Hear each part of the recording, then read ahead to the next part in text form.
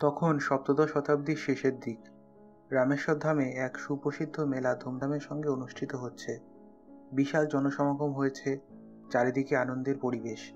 এক দীর্ঘদেহী সন্ন্যাসী প্রসন্ন চিত্তে সেই মেলার মধ্য দিয়ে হেঁটে যাচ্ছেন।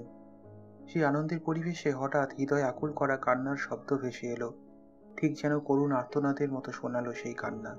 তিনি দেখলেন এক দরিদ্র ব্রাহ্মণ সন্তানের প্রাণহীন দেহ মাটিতে শোয়ানো আছে। তাকে সৎকারের জন্য নিয়ে যাওয়ার প্রস্তুতি চলছে, আর পরিবারের সবাই তার মৃতদেহ ঘিরে বিলাপ করছেন। সেই করুণ কান্না শুনে সন্ন্যাসী আর স্থির থাকতে পারলেন না। তিনি তার কমণ্ডলু থেকে জল নিয়ে মন্ত্রোচ্চারণ করে সেই মৃতদেহের ওপর ছিটিয়ে দিলেন, আর সঙ্গে সঙ্গে ঘটল এক আশ্চর্য অলৌকিক ঘটনা। ব্রাহ্মণ সন্তানটি চোখ মেলে উঠে বসল। এই অত্যাশ্চর্য ঘটনা দেখে সবাই তো হতবাক, কিন্তু সেই সন্ন্যাসীরা দেখা পাওয়া গেল না। তিনি সেই মেলার ভিড়ের মধ্যে কোথায় যেন মিলিয়ে গেলেন। এই ঘটনার পর কেটে গেছে অনেক বছর। সেই দীর্ঘদেহী সন্ন্যাসী নর্মদা নদীর তীরে এসে উপস্থিত হয়েছেন। এই নর্মদা নদীর তীরেই মার্কেন্ডীয় মুনির আশ্রম ছিল বহু যুগ আগে। এখানে অনেক সাধু সন্তই তপস্যা করতেন। একদিন এইরকমই এক বিশিষ্ট সাধক খাকি বাবা তপস্যা করছিলেন নর্মদা তীরে বসে। হঠাৎ তিনি দেখতে পেলে নর্মদা নদীর জলধারা দুগ্ধধারায় রূপান্তরিত হয়েছে, আর সেই দুগ্ধধারার ওপর দাঁড়িয়ে এক দীর্ঘদেহী সন্ন্যাসী সেই দুগ্ধ পান করছেন। এই অভাবনীয় ঐশ্বরিক দৃশ্য তিনি কিছুক্ষণ বিস্মিত হয়ে দেখলেন, এবং তার মনেও ইচ্ছা জাগল সেই দুগ্ধ পান করবার। কিন্তু যখনই তিনি সেই দুগ্ধধারা স্পর্শ করতে গেলেন, তা আবার নিমেষের মধ্যে জলধারায় পরিবর্তিত হয়ে গেল। এই দীর্ঘদেহী সন্ন্যাসী ছিলেন শ্রী তৈলঙ্গ স্বামী। শ্রী রামকৃষ্ণ পরমহংসদেবের ভাষায় তিনি ছিলেন বারাণসীর সচল বিশ্বনাথ। ভারতের সাধক ও সাধিকাদের নিয়ে এই ভিডিও সিরিজ শুরু করার কথা যখন প্রথম ভাবলাম, তখন সবার প্রথমে যে দিব্য সাধকের নাম মনের মধ্যে উকি দিয়েছিল, তিনি হলেন শ্রী তৈলঙ্গ স্বামী। এই ভিডিও সিরিজের প্রথম পর্বটি তার জীবনের প্রতি আমার বিনম্র শ্রদ্ধার্ঘ। সপ্তদশ শতকের প্রথম দিক তখন। সেই সময় অন্ধ্রপ্রদেশের ভিজিয়ানা গ্রাম অঞ্চলের অন্তর্গত হলিয়া গ্রামে বাস করতেন সেই গ্রামের প্রধান নরসিংহ রাও ও তার স্ত্রী বিদ্যাপতি দেবী। তারা দুজনেই ছিলেন মহাদেবের পরম ভক্ত। বিদ্যাপতি দেবী মহাদেবের পুজো অর্চনা করেই বেশিরভাগ সময় কাটাতেন। তাদের দীর্ঘ 10 বছর অপেক্ষার অবসান হয় মহাদেবের কৃপাধন্য একটি পুত্র সন্তান লাভ করে।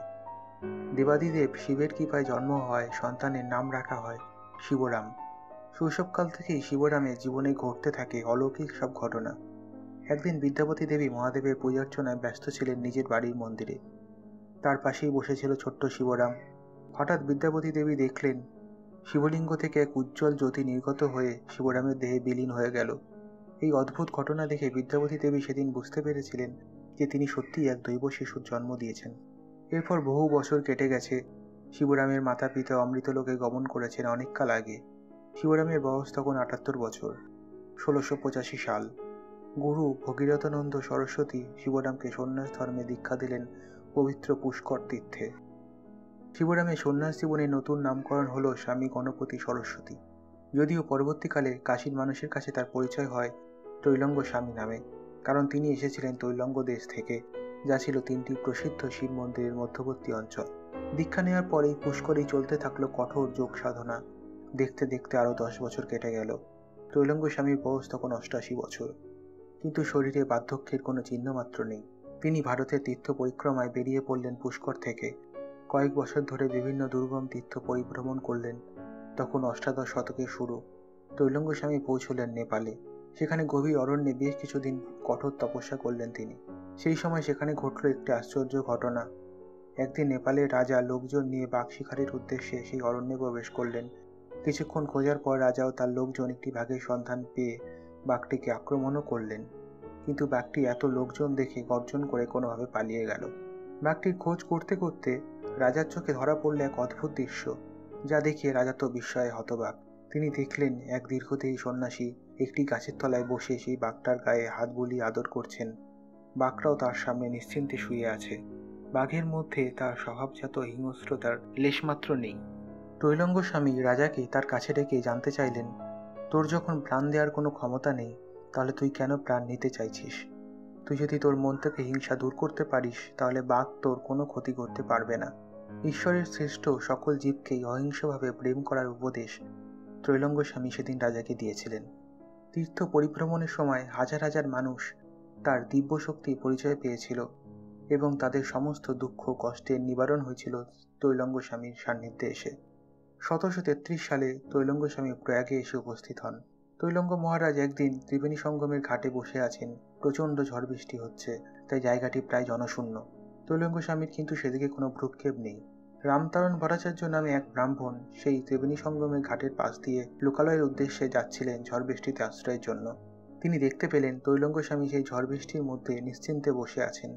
ঝড় বৃষ্টির মধ্যে স্বামীজির কষ্ট হয়ে ভেবে তিনি তার কাছে এসে বিনম্রভাবে সেই প্রবল ঝড় বৃষ্টি সহ্য করে সেখানে বসে থাকার কারণ জানতে চাইলেন এবং তাকে জানালেন যে কাছেই লোকালয় আছে, সেখানে তৈলঙ্গ স্বামীকে আশ্রয় নিতে অনুরোধ করলেন।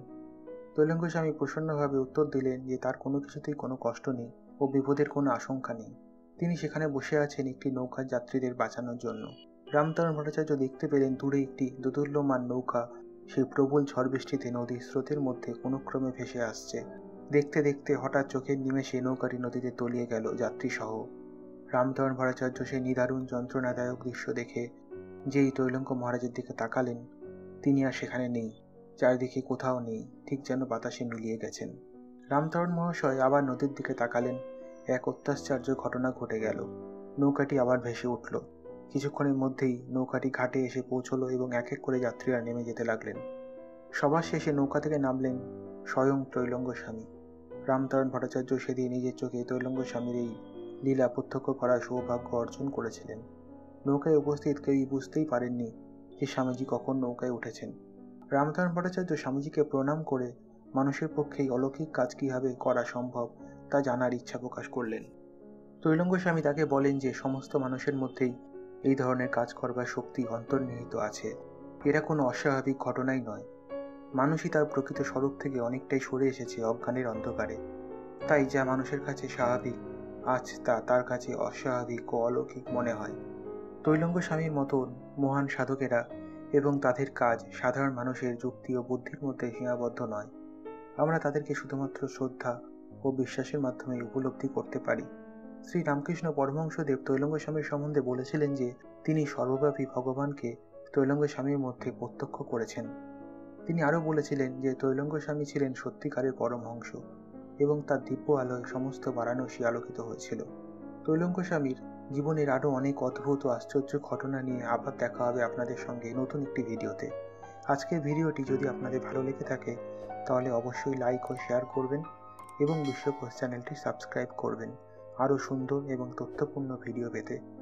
আর অবশ্যই নোটিফিকেশন বেলটিতে সিলেক্ট অল করতে ভুলবেন না সমস্ত ভিডিওর আপডেট পেতে। যদি ভিডিওটিতে কোনো ভুল হয়ে থাকে তাহলে মার্জনা করবেন এবং কমেন্টে লিখে জানাবেন ভিডিওটি আপনাদের কেমন লাগলো। তাহলে পরবর্তী ভিডিওগুলো আরও সুন্দরভাবে করার উৎসাহ পাব। আজকের মতন এই পর্যন্তই। আবার দেখা হবে আপনাদের সঙ্গে নতুন একটি ভিডিওর মাধ্যমে। আজকের ভিডিওটি শেষ পর্যন্ত আমার সঙ্গে থাকার জন্য সবাইকে অসংখ্য ধন্যবাদ জানাই।